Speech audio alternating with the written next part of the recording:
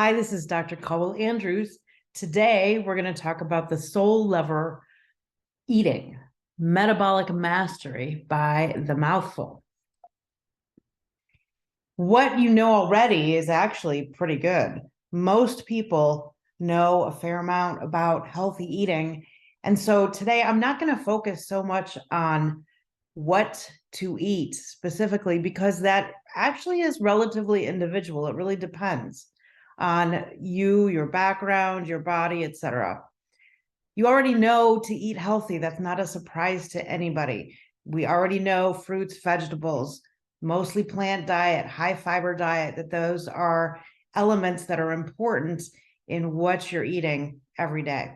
We already know that you should eat plenty of healthy fats. And so I don't think any of that is new information for anybody. And so I don't want to spend the time telling you things that you already know, because you already know them. And nutrition density. Nutrition density is critical. It's far better way of looking at your diet as compared to just counting calories, which is not a very useful way of looking at your diet. We know your needs vary. It depends on where you live, your activity level, your genetic and epigenetic load, your actual preferences for food, what kind of time you have, what kind of habits you enjoy. It varies for each individual. And so there's no one size fits all program in terms of how to eat correctly for you, which is kind of good because we all like to have our own favorite foods, and variety is wonderful. And so the overall principles that we do know fit for everyone are: you should have minimal sugar in your diet and minimal ultra processed foods. And so also, I think not a surprise to anybody. I don't think anyone's walking around saying, oh, these ultra processed foods aren't good for me. What are you talking about? Sometimes we get confused. Sometimes we start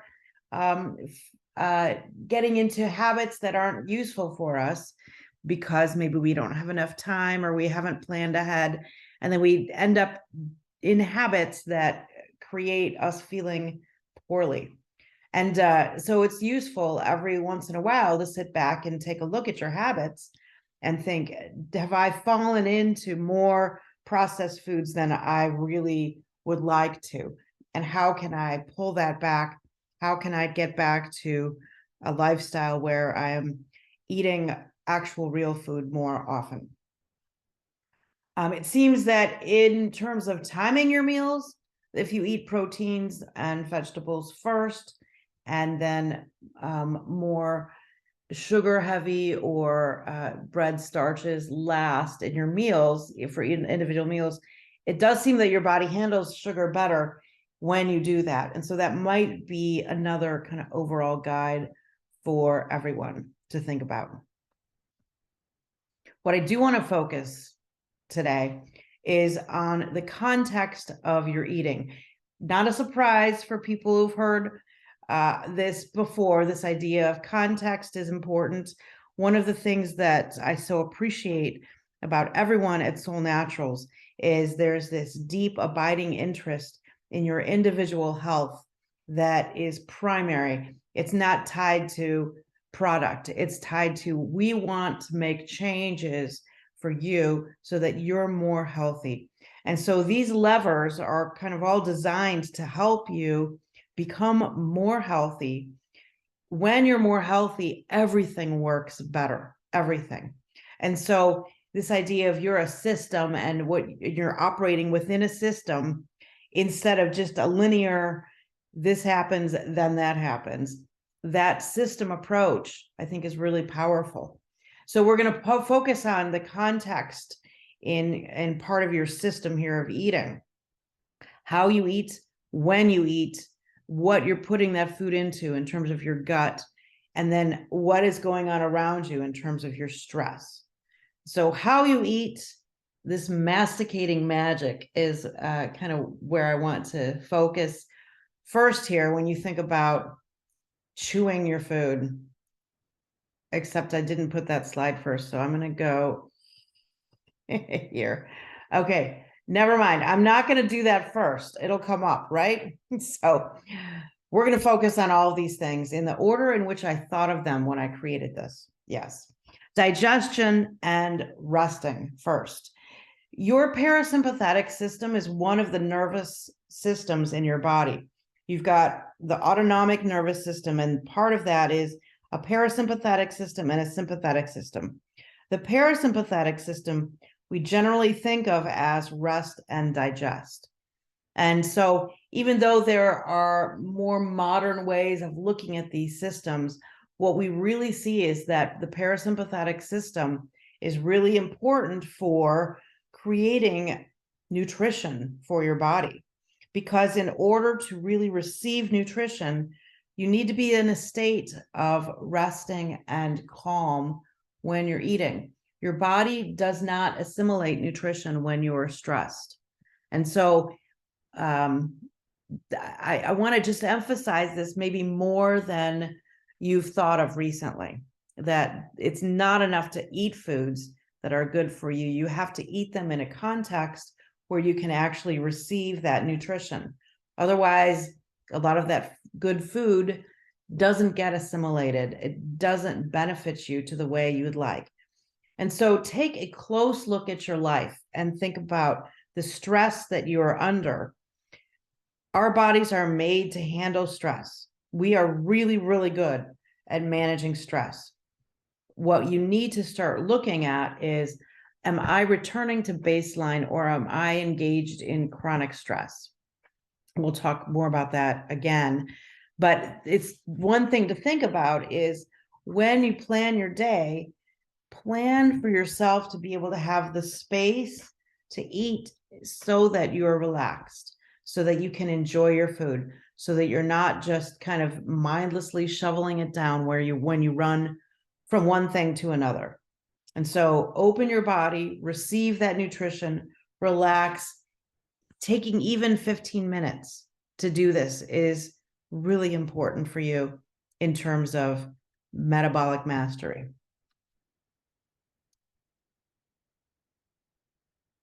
So think about, what can you do? I want you just to take a moment right now and assess, am I running too much when I eat? Particularly lunchtime and breakfast are times where people are most likely to just be running around, grab something, swallow it in the car while you're driving, etc. I've certainly done that many times. And if you keep thinking about the fact that you're not assimilating your food as well, some of those nutrients aren't really going to be pulled into your body when you're eating quickly, when you're in a stressed way. Think about, how can I? You might remember that's this key in your brain, that question, how can I? That creates problem solving, that creates motivation. What are some rituals that you can use to relax? What are some rituals you use that create safety around ingesting food? And so gratitude is one ritual that is very common. Whatever way that you can create some gratitude, we know that gratitude helps you relax. Gratitude helps change where your body is in terms of safety and danger. It helps create connection. And connection can be a number of different things. You could be connecting to other people as you eat. You could be, which is very powerful, actually. Connecting to other people helps us co-regulate as humans. And so that connection can be really useful. Here we are with the chewing. Your enzymes need a chance to work to break your food down. And so you have enzymes in your mouth, you have enzymes in your stomach, you have enzymes that come after the stomach from the pancreas, in your duodenum, etc., in your intestines. So you want to give those enzymes a chance to work. The way to start that off the right way is to chew. The more you can chew, the more that those enzymes in your saliva can help you begin to break down that food. Again, what you're looking at is, if you have the good food in front of you, You want to take advantage of that and really put it in your body. You want to receive it, and receiving it happens by chewing well and letting those enzymes get started. Then let's really think about your gut. I know we already did a lever on probiotics and using probiotics, the power of the microbiome. But I want to really return to that, because when we think about metabolic mastery in every mouthful, that mouthful goes into a gut. And so that gut is so critically important in terms of how you can receive your food and how you can improve your metabolism. It's the thing that we can all do to make a difference, more so than eating more and more and more healthy food. Making sure that that gut can receive the healthy food you are eating, I think, is critical. And so we know our gut bacteria help us with digesting food. We know that the gut bacteria play a significant role in actually creating nutrients, vitamins, etc., and helping that food make a difference in our body. And so taking care of your gut is a huge deal. If there's anything you got out of this presentation today, I would focus on this. How can the food you eat improve your gut so that you can then get more out of all of the food that you eat? And so be sure that you're eating foods that are good for the gut, that help create a more solid, a better gut, a better functioning gut in terms of the microbiome and in terms of the gut health, the walls of your intestine, etc. Certainly, we're talking about unprocessed foods. You don't need to be eating foods that have been primarily sterilized. That's not very useful. I'm not talking about eating foods that are pathogenic, right? But we're talking about just regular, normal food has bacteria on it. Not all bacteria are terrible. We're surrounded by it. We can't avoid it. We have sort of an unhealthy idea that all bacteria are bad and we would like to have it all be sterile. And so start looking into, if you're not already doing fermented foods, start looking into this and thinking about how can you incorporate more of those in your life. Because if you're buying everything pasteurized, we're not living the way we usually are used to live. And the gut is not used to nothing coming into it to help. So fermented foods that would be useful, foods that are in season and local, the information that comes to your body through those foods. In other words, there are bacteria in the foods, in the ground. The bacteria communicates to you. And so you need that information to be relevant to you here. You don't want to be having information that's relevant to like Chile or something when you don't live in Chile. So daily, how can you build your gut? Of course, we want to do probiotics. Probiotics are a daily thing. Probiotics aren't like something that you just colonize and forget about it. You need to have daily intake of bacteria that's good for your gut. That's how that works. Vegetables, fruits, and fibers help build your gut daily. And so if you can think about a focus on the probiotics and the vegetables, fruits, and the fiber as sort of key to what you're doing, and the other things will help. But without that vegetable, fruit, fiber, probiotics, your gut starts to suffer. Think about what fermented foods you might be able to make at home. Maybe this year could be a year where you learn a new skill.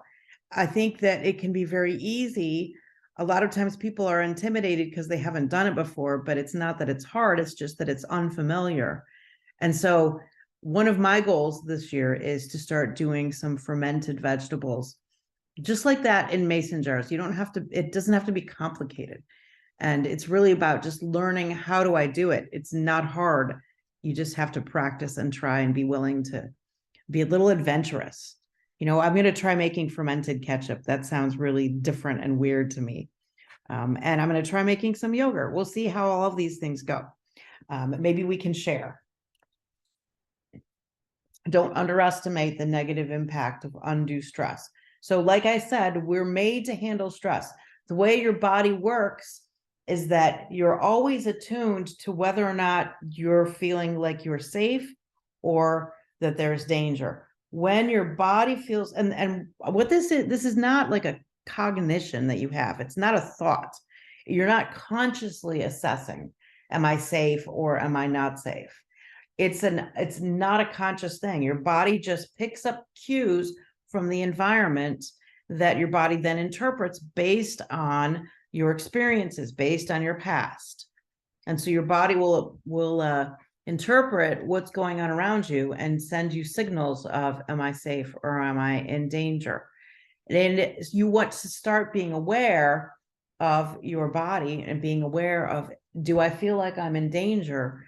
When you look around and you're thinking, no, I'm actually not in danger. Why is my body doing this? Start paying attention to what is going on. Your body might be interpreting things that are in the present based on what happened in the past.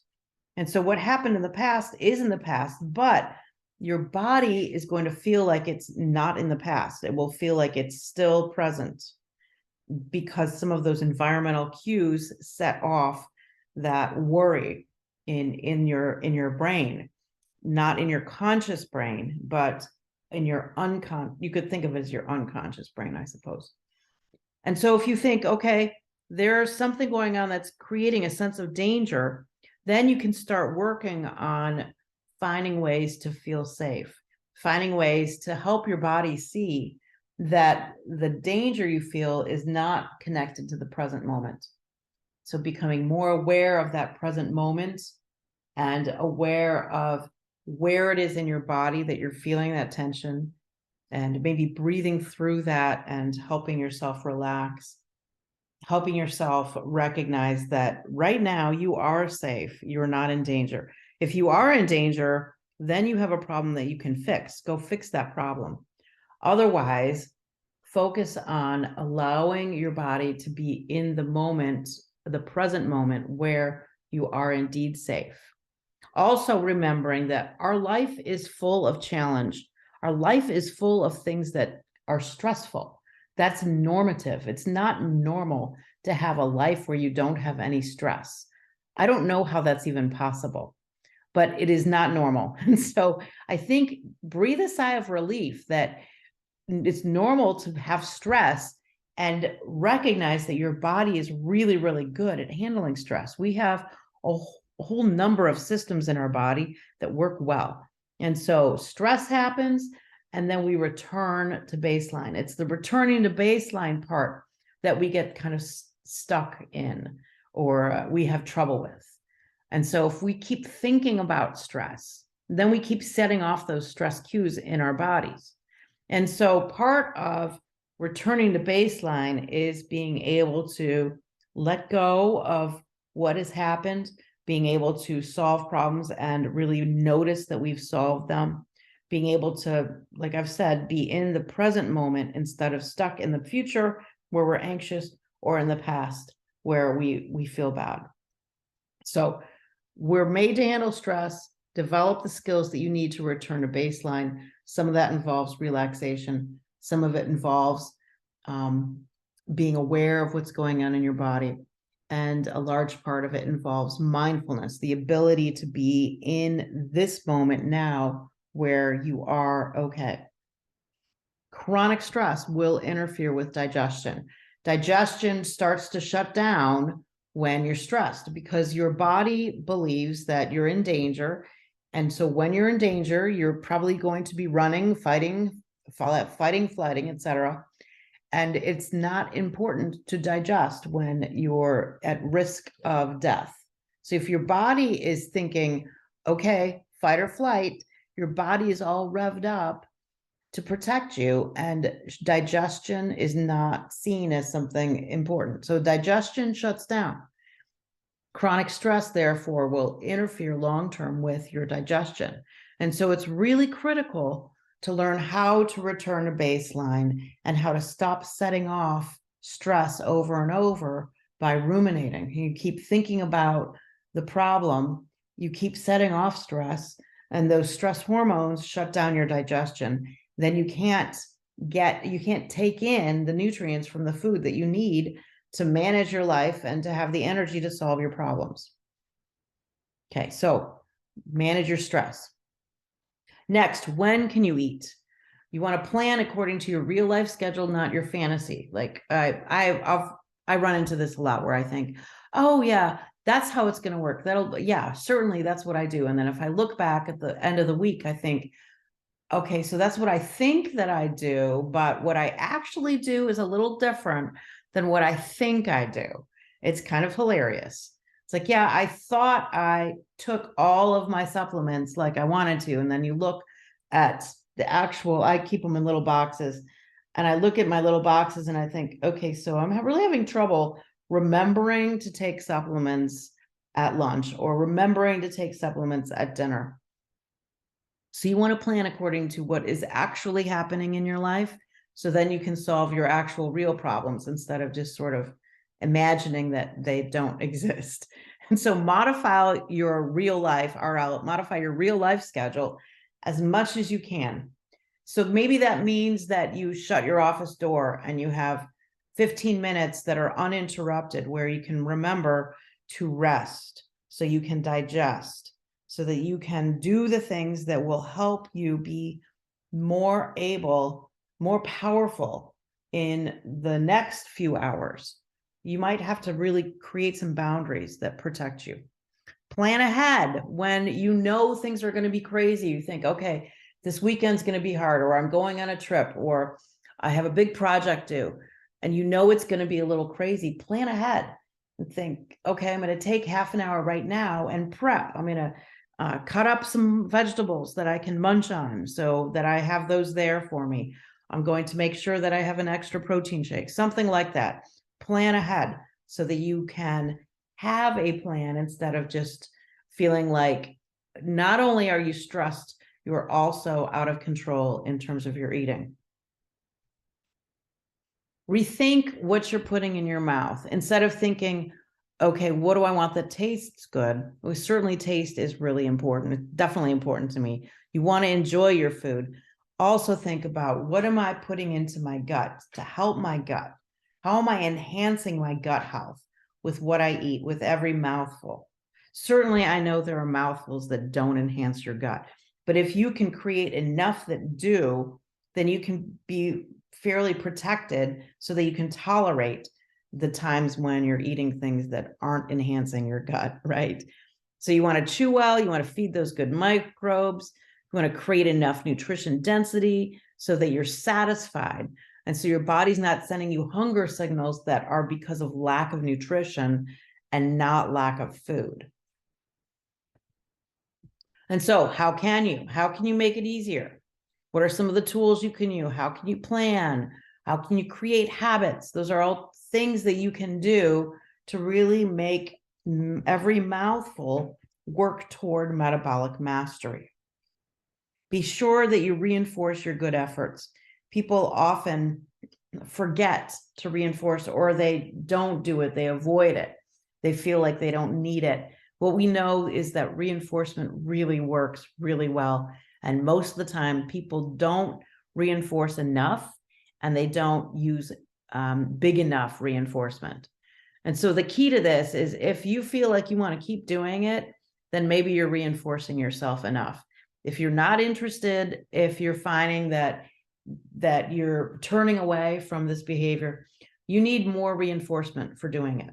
And so find ways to create that reinforcement. Just find ways for you, so you can feel like, I'm doing a good job. I'm approving of my efforts. I'm excited about this. And certainly there are days when you're not motivated, and days when you're not excited, and days when you're just, putting the salad in your mouth. Maybe on those days you need to pull in a little more gratitude. Maybe on those days you need to pull in a little more reinforcement. But certainly you want, at baseline, to be regularly reinforcing your good efforts.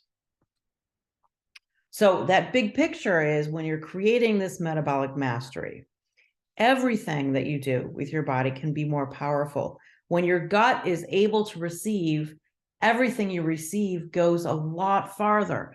And so when you think about the supplements that you're using, when you think about the sole products that you're using, you want those to go a long way. You want every scoop, particularly, I want avant greens to last. I want that stuff to go all through me. I don't want it to be compromised because my gut isn't healthy enough to really receive it. That's great stuff. That is nutrient dense. It's amazing. And I want it.